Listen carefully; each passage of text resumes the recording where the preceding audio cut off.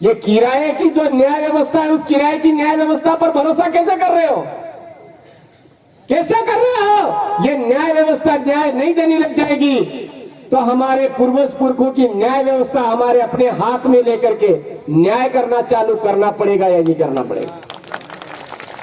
तो मेरे गोविंदा के भाइयों, पूरे उदयपुर संभाग के भाइयों, मध्य प्रदेश के भाइयों, गुजरात के भाइयों, महाराष्ट्र के भाइयों, ये भील प्रदेश की टेरिटरी में आने वाले ट्राइबल टाइगरों के इलाके के टाइगरों से मैं कहना चाहूंगा कि 3 महीने बचे हैं।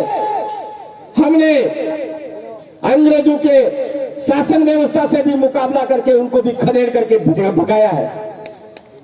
तो वर्तमान में हमारे इलाके के अंदर उन्हीं के द्वारा आज भी खेल खेला जा रहा है। कभी ईवीएम के मशीन के जरिए खेला जा रहा है, कभी दारू की बोतल के जरिए खेला जा रहा है, सफेद मुर्गे की मीट के जरिए खेला जा रहा है, साड़ी के जरिए खेला जा रहा है, मोबाइलों के जरिए खेला जा रहा है, अन्न फूड पैकेट उनके जरिए खेला जा रहा है। भाई भाइयों, अरे क्या हम इतने कमजोर हो गए कि उस मोबाइल की लालच में उनको हमारे सर पे बिठा रहे हैं? क्या हम इतने कमजोर हो गए कि अनाज का फूड पैकेट के बदले हमारे सर पे बिठा रहे हैं? क्या हम इतने कमजोर हो गए पशु बाड़े की लालच में उनको अपने सर में बिठा रहे हैं? क्या हम इतने कमजोर हो गए कि एक पुड़िया बनाने की लालच में, एक आरसीसी बनाने की लालच में उनको सर पे बिठा रहे हैं? इतने कमजोर हो गए क्या? अरे जो भाई हमको मोबाइल की लालच दे करके हमको गुलाम बनाने की साजिश कर रहा है, उनको सुपड़ा साफ करने की जरूरत है या नहीं है मेरे भाइयों? जो अन्न फूड देकर के हमारे समुदाय को गुलाम बनाने की साजिश रच रहा है, उसके सुपड़े साफ करने की जरूरत है या नहीं है? जो हमारे समुदाय को और किसी माध्यम से फांस करके गुलाम बनाने की साजिश रच रहा है, क्या उनके सुपड़े साफ करने की जरूरत है या नहीं? अरे संभालो अपनी लोकसभा न विधानसभा, सबसे ऊंची ग्राम सभा हमारे गांव में, हमारा राज। इस व्यवस्था को वापस संभालना पड़ेगा, अपने हाथ में लेना पड़ेगा मेरे भाई। आप तमाम सगादिनों से एक ही बात कहना चाहता हूं मैं, जो अभी हमारी काकी बाई, हमारा संतोष भील, हमारे कार्तिक भील, हमारे जितने भी वर्तमान में शहीद हुए जितने भी हैं, उन सभी के नाम पर जिस भी सरपंच ने लेटर लिख करके सरकार तक नहीं भेजा, उस घर परिवार में वार्ड पंच भी नहीं बनना चाहिए। ये बात हमको ठाननी पड़ेगी। जिन जनपद सदस्य ने हमारे इतना सकुल शोषण अत्याचार हुआ, उसके बावजूद एक भी लेटर लिख करके सरकार भी नहीं भेजा, उनके परिवार से कोई वार्ड पंच नहीं बने, ये जिम्मा हमको लेना पड़ेगा, संभालना पड़ेगा। जो हमारे प्रधान बने, जो हमारे एमएलए बने, इन सब के कहने पर कभी लेटर नहीं लिखा, उन लोगों को पूरी तरह से डिलीट मारना पड़ेगा, सुपड़ा साफ करना पड़ेगा। उनके परिवार से एक आदमी भी कभी वार्ड पंच नहीं बने, ये काम हमको करना पड़ेगा। तब जाकर के ये लोग ठिकाने आएंगे मेरे भाइयों, तब जाकर के ये दलाली करना बंद करेंगे। वो एक कौन से संत मुनि महाराज जैन साहब मारे गए, तो उनके समर्थन में इन हरामखोरों ने लेटर लिखे। क्या हमारे पूर्वज पुरखों की बदौलत जो हक अधिकार मिले, उनके हक अधिकार की बदौलत प्रमाण पत्र लगा करके नेता बन रहे हैं, क्या उनका फर्ज नहीं बनता है कि हमारे समाज के नाम पर जो प्रमाण पत्र लगा है, तो उस प्रमाण पत्र लगा करके जो पद हासिल किया है, पद हासिल करने के बाद एक लेटर पैड हासिल किया है, उस लेटर पैड पर इनका विरोध दर्ज नहीं करवाए। उनका फर्ज बनता है या नहीं बनता है? बनता है मेरे भाइयों। और हम उन लोगों को सबक नहीं सिखा रहे हैं, वही लोग हमारे यहाँ पर दलाली कर रहे हैं। दरालू का सुपड़ा साफ करना पड़ेगा या नहीं करना पड़ेगा? करना पड़ेगा मेरे भाइयों। अगर आप मरे हुए खून की तरह बैठ करके इंतजार करते रहोगे कि कन्हैया भील का न्याय मिलना चाहिए, कार्तिक भील को न्याय मिलना चाहिए, हमारे कांति बाई को न्याय मिलना चाहिए, ऐसे न्याय मिलने वाला नहीं। तो याद रखिए, इन 3 महीने बाद आपका भी वर्तमान में चुनाव आ रहा है सामने। वे किसी भी, ये अभी बोल रहे थे कि बाप है, ये है, वो है, मैं ये नहीं बोलूंगा। मैं सीधा सब यही कहूंगा कि जो हमको ठगने की कोशिश कर रहे हैं उनको पूरी तरह से ठगना है इस बार। वो आपको लोटे टुकड़ा करके सोगन खिलाते हैं तो लोटा उठा लेनी है, बोलना तेरे माँ बाप तेरे पूर्वज पुरखों का सत्यानाश हो, ऐसे करके लोटा भी उठा लेगा। उठा लेना इस बार, शर्माना नहीं है।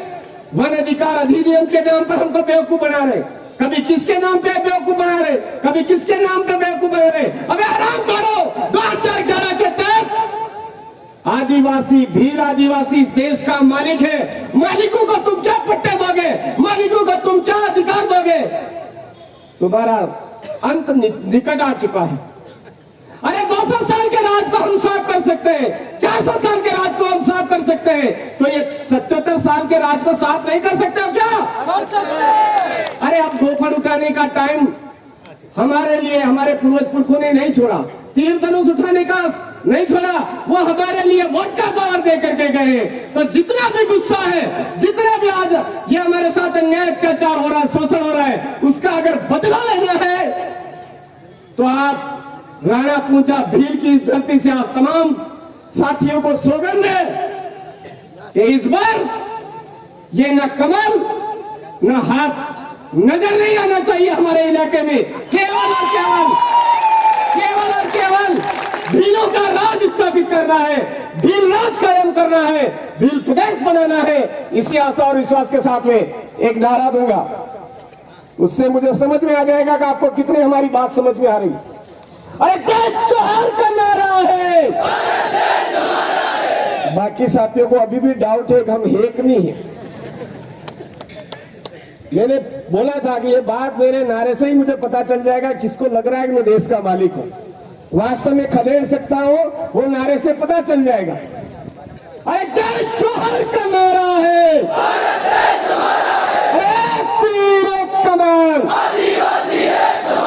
जो जमीन सरकारी बोल रहे हैं आज की तारीख में वो हमारी है, इन किराएदारों की नहीं है। किराएदारों के ठामड़े कैसे फेंकने हैं, कैसे उनका वो करना है, किराएदारों से घर कैसे खाली करवाना है, वो तरीका आपको मैंने बता दिया। अरे जो जमीन सरकारी है, जो जमीन हमारी है, जो जमीन सरकारी है, जो जमीन हमारी है। गोविंदा के भील आदिवासियों को डरने की जरूरत नहीं है। ये छोटे सा आज प्रतिनिधित्व आया है यहां पर खाली। अगर आप पूरी तरह से इस आदिवासी परिवार को समझ जाओगे, समझ चुके हो, तो आने वाले समय में भील प्रदेश का पूरा कारवा इधर आएगा। और आपके इधर के अगर मान लो कोई किराएदार नालायक गंदा खून यहाँ पर पड़ा है, तो यहाँ के भील प्रदेश के जितने साथी हैं वो टॉयलेट करेंगे, उसी में साफ हो जाएंगे। बाकी का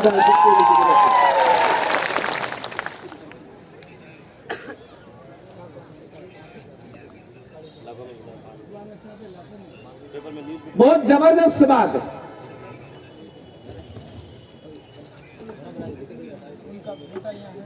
यहाँ पर घड़ियाली आंसू बहाने के लिए वही नालायक व्यवस्था वाले लोग आए थे इधर और 5,000 रुपए आर्थिक सहायता दी और 5,000 का पेपर में उन्होंने लाखों में छपवाया। क्या किया? 5,000 रुपए दे करके लाखों में छपवाया। मेरा पहला मुकदमा हुआ था सालमगढ़ के अंदर, उसमें मेरी तरफ से ये बोला था, ये जो दादा कह रहे हैं ऐसे ही वो भी हमारे बहन बेटी के साथ में उन्होंने बोला था कि बलात्कार हुआ तो कौन सी बड़ी बात है, राधे रजवाड़ों ने तो बहुत सारे बलात्कार किए हैं, आप 10 लाख में निपट दीजिए ऐसा। तो मैंने मंच के माध्यम से वहां पर बोला था 10 लाख मैं देता हूं, आपकी एकदम कवारी और व्यवस्थित मुझे दीजिए, सरेआम मैं भी करना चाहता हूं। पहला मुकदमा ऐसा बोला था, उसकी वजह से हुआ था। एसपी साहब ने मुझे बोला कि इतना क्यों भड़क रहे हो, आपके ऊपर ये धारा लग जाएगी, वो धारा लग जाएगी, वो धारा लग जाएगी। मैंने कहा साहब मैंने केवल बोला है उन हरामखोर नालायक गंदे खून ने हमारी बहन बेटी के साथ में किया है, हम समझौता आज तो ठीक है, कभी नहीं करेंगे, कभी नहीं करेंगे, या उस टाइम में बोला था। फिर एसपी साहब ज्यादा बढ़ के मेरे ऊपर तो सीधा उनको बोल दिया, एसपी साहब कल आपकी बेटी के साथ में अगर ऐसा होता है आप क्या करोगे? एसपी साहब आप तो इधर ड्यूटी करने आते हो और कल जाकर के आपकी बेटी के साथ में अगर कोई ऐसा होता है उस टाइम में क्या करोगे? एसपी साहब ने नजरें नीची कर ली और वो मेरा मुकदमा उसके ऊपर एफआईआर लगाई थी उन्होंने। तो आपके अंदर भी पैदा करिए बोलने का जज्बा। ये भाई साहब हमारे बीच में खड़े, आज इनसे ये जो 5,000 रुपए दिए और 5,000 के नाम पे हमको बेवकूफ बनाने चले, तो मैंने पहले ही कह दिया अनाज फूड देने वाले, मोबाइल देने वाले, साड़ियां देने वाले और भी लॉलीपॉप देने वाले लोग हैं, उन लोगों का सूत्रा साफ करना है हमको, ये बात समझ लो। एक और बात रास्ते में याद आई थी कि दादा इधर आरएसएस के लोग बहुत सारे हैं। मैंने कहा बहुत सारे सब तरफ है, नहीं सब तरफ तो है लेकिन इधर ज्यादा गुलाम है। मैंने कहा भाई मैं भी 1 नंबर का चड्डा सिंह था, द्वितीय वर्ष शिक्षक, बड़े गर्व के साथ संघ हो दक्ष और ऐसे बोलता था। लेकिन जिस दिन हमारी बहन के साथ में वहां पर गलत हुआ, उनसे राय लेने गया तो उन्होंने मुझे ऐसा जवाब दिया, आज दिन तक वो जो जवाब दिया उसका भी मैंने भी पलट करके जवाब दिया। प्रतापगढ़ के अंदर आज आरएसएस का नाम कोई सुनता है तो लोग उल्टी करने जैसे उनका मुंह बना लेते, उल्टी करने जैसा मुंह बना लेते। क्यों? नाम सुनना पसंद नहीं है लोगों को। यही बात मैं इधर भी कहना चाहता हूं, अरे ज्यादा भगत मत बनिए। हमारी धर्म परंपरा, हमारी पूजा पद्धति का सत्यानाश किया इन हरामखोरों ने। हमारे समाज के साथ में लड़ाई झगड़ा करवाने में, हमारे समाज के साथ में केवल वोट बैंक के लिए माहौल बनाने वाले दलाल हैं ये लोग। मैं ये खुला कह रहा हूं यहां पर। आप कहते हो स्वयं सेवक, अरे वो क्या स्वयं सेवक है? दलाली करते हैं अंदर ही अंदर। अब कुछ लोग करते होंगे या सारे करें, गालियां तो सबको पड़ेगी। क्यों? क्योंकि वो मौन समर्थन दे रहे हैं सबको। यहाँ पर कभी कभी बात उठती है कि आप राजपूत समाज को गाली देते हो। मैंने कहा बिल्कुल देते हैं। हमारा भीलू के अंदर कोई गलती करता है तो पूरा भीलू समाज मिलकर के उसको सजा देता है, ठिकाने लाता है। राजपूत समाज के अंदर कोई आदमी गलत कर रहा है, नालायक खून, तो उसको सजा देने का काम राजपूत समाज की जिम्मेदारी है या नहीं है? नहीं है। वो अगर नहीं समझते हैं तो हम उनको गालियां देते रहेंगे। अगर वो समझते हैं तो उस नालायक खून वाला जो गलत काम कर रहा है उस आदमी पर पाबंदी लगाना चालू करेंगे, उस दिन हमारी भी गाली बंद हो जाएगी। तो आप सभी साथियों ने मुझे सुना, इसके लिए आप तमाम साथियों को मैं धन्यवाद देना चाहूंगा। इधर सिटियों पे चिट्ठियां आ रही है। एक बात आ रही है कि ये बगड़ुदा कोटड़ा में है, वहां पर भी हमारे समुदाय के साथ में गलत काम किया। वो कौन है? राजपूत। हमारे यहाँ पर गलत काम हुआ, कौन है? राजपूत। मावली के अंदर का गलत काम हुआ, कौन है? राजपूत है। हमारे नीमच के अंदर कन्हैया भील को घसीट करके मारा, कौन है? राजपूत है। प्रतापगढ़ के संतोष भील को बीमी की लालच में ले जाकर के मारने वाला कौन है? राजपूत है। नेमावर के अंदर 5 बहनों को मारने वाला कौन है? राजपूत है। अब तो आपको विश्वास हो गया है कि नालायक गंदा खून है कि या नहीं है, उसमें है या नहीं है?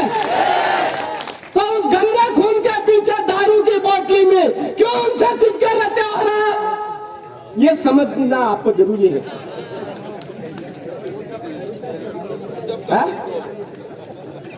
पावर कहां से मिल रहा है? हमारे अपने लोग जा करके वहां पूजरी में घुसे रहते हैं। इस वजह से हमारे को कमजोर हो जाता है। तो मैं आपको कहना चाहूंगा, समाज के सच्चे सिपाही मेहनत कर रहे हैं, उनके साथ में चिपकने में तो मौत आ रही है। और जो लोग हमारे साथ गलत कर रहे हैं, उन लोगों के साथ में चिपक करके पास में बैठने में गर्व महसूस कर रहे हो। अरे नालायक है तुम, नंबर का नहीं साबित कर रहे हो आप एक तरह से उनके साथ बैठ करके। दिलू का खून नहीं हो अगर उनके साथ बैठ करके गर्वान्वित महसूस कर रहे हो तो। गौरवान्वित उसके पास में बैठ करके महसूस किया जाता है जो सच्चाई की लड़ाई लड़ता है, इस देश की जमीन की रखवाली करने, इस देश की रखवाली करने की कोशिश करता है। वहां पर गर्व का अनुभव होना चाहिए। अभी कड़क लैंग्वेज जो पुरानी वाली थी वो वापस निकल गई थी और निकलती भी है समय समय पर। मैं चाहता हूं अभी मुझ पर जो जिम्मेदारी है उस जिम्मेदारी के हिसाब से मैंने अगर कोई ऐसी कड़वी बात बोली भी है तो माफी तो मांगने वाला हूं नहीं। कोई ये बोले कि माफी मांग लो, भीलू का खून हो, टकराऊंगा और खदेड़ूंगा भी। किराएदार घर में उनकी सेवा साकरी करना जानते हैं तो ठामड़े ठीकरे उठा करके बाहर भी फेंकना जानते हैं। तो इन 3 सालों के अंदर ठामड़े ठीकरे सहित बाहर खदेड़ने की हमने पूरी 17 विधानसभा में तैयारी कर ली भाई। आपने इधर भी कर लीजिए। थोड़े ढीले ढाले इधर उधर आप डावाडोल हो रहे हो तो मजबूत बनिए और मजबूत बन करके एक साथ में किराएदारों को रवाना करने की जो अपनी कोशिश है उसको साकार कीजिए। इसी आशा और विश्वास के साथ आप तमाम साथियों को सैल्यूट। जोहार, जय आदिवासी, जय भील प्रदेश, जय संविधान, जय भारत। दादा ने बहुत ही अच्छी बात बताई। आगे की कड़ी में जीतू भाई कटारा चलम्बर से देखो देखो कौन आया।